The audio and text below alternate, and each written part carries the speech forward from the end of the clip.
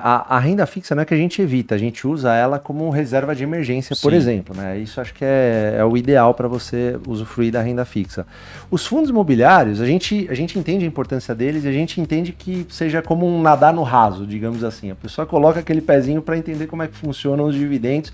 Realmente ele tem um atrativo de cair mensalmente, isso é muito bom. Só que a gente enxerga que assim, as oportunidades dentro das empresas são muito maiores do que nos fundos imobiliários.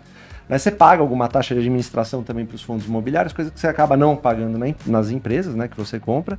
Só que eu cito um exemplo, né? Você pega o Banco do Brasil que a gente estava falando, né? Eu costumo falar muito de Banco do Brasil, porque é a ação que eu comprei bastante nos últimos anos aí. Mas você pega assim, uma empresa que, a grosso modo, lucra R$10 e paga 4 de dividendos. Os outros R$6 eles estão investindo.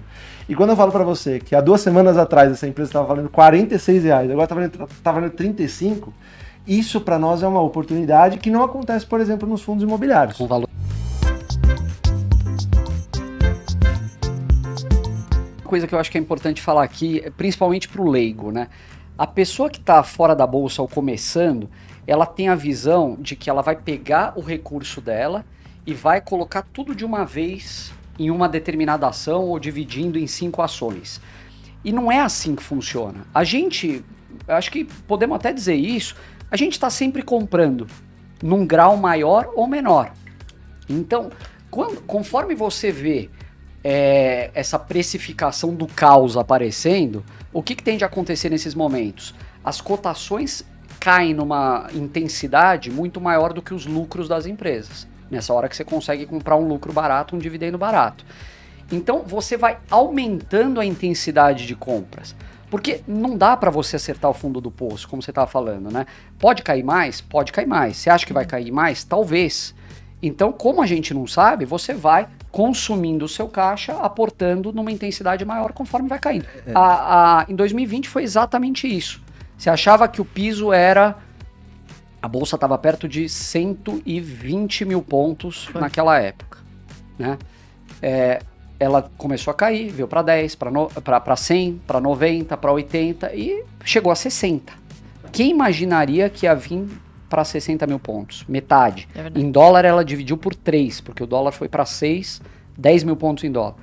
Cara, ninguém sabia. Então, só para você ter uma noção disso, na prática, nós mesmos, assim, que já temos muito tempo de bolsa, o nosso caixa mesmo acabou no segundo ou terceiro circuit break. Terceiro circuit break já estava no termo só e no... Só que teve mais 3 circuit break. E aí um olha pro outro e fala, meu, acabou, e agora? E agora? Agora você... Senta. Posição fetal, aguenta a porrada e vamos para cima. Você espera, porque o dividendo ele continua caindo. As empresas não pararam de pagar dividendo, inclusive nessa época, por exemplo, da pandemia.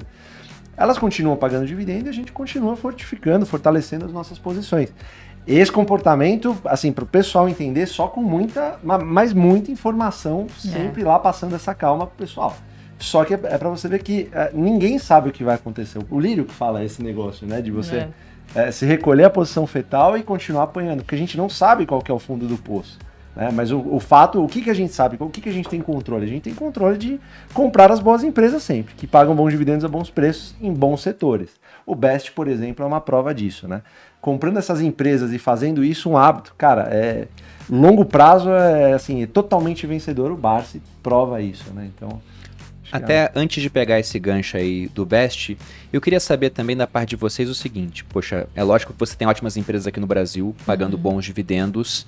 Também tem empresas que são empresas que devem crescer bastante ao longo do tempo. Vocês já falaram que prefere evitar essas empresas, porque preferem um dividendo hoje, dá mais segurança para o investidor.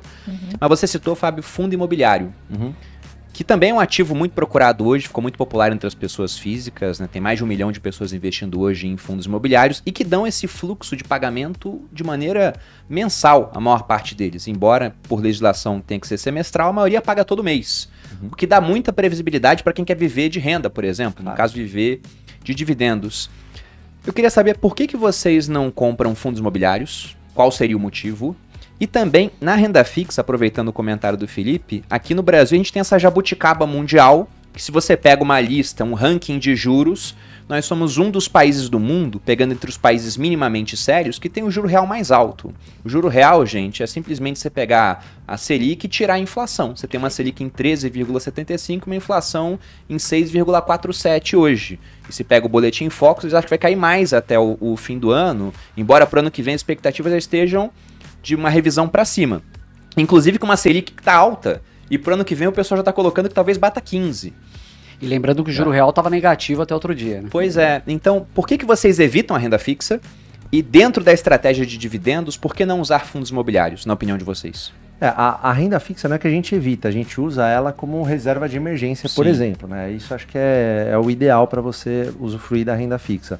Os fundos imobiliários, a gente entende a importância deles e a gente entende que seja como um nadar no raso, digamos assim. A pessoa coloca aquele pezinho para entender como é que funcionam os dividendos. Realmente ele tem um atrativo de cair mensalmente, isso é muito bom. Só que a gente enxerga que assim, as oportunidades dentro das empresas são muito maiores do que nos fundos imobiliários. Você paga alguma taxa de administração também para os fundos imobiliários, coisa que você acaba não pagando nas empresas, né, que você compra. Só que eu cito um exemplo, né? Você pega o Banco do Brasil que a gente estava falando, né? Eu costumo falar muito de Banco do Brasil porque é a ação que eu comprei bastante nos últimos anos aí. Mas você pega assim, uma empresa que, a grosso modo, lucra R$10 e paga 4 de dividendos. Os outros R$6 eles estão investindo.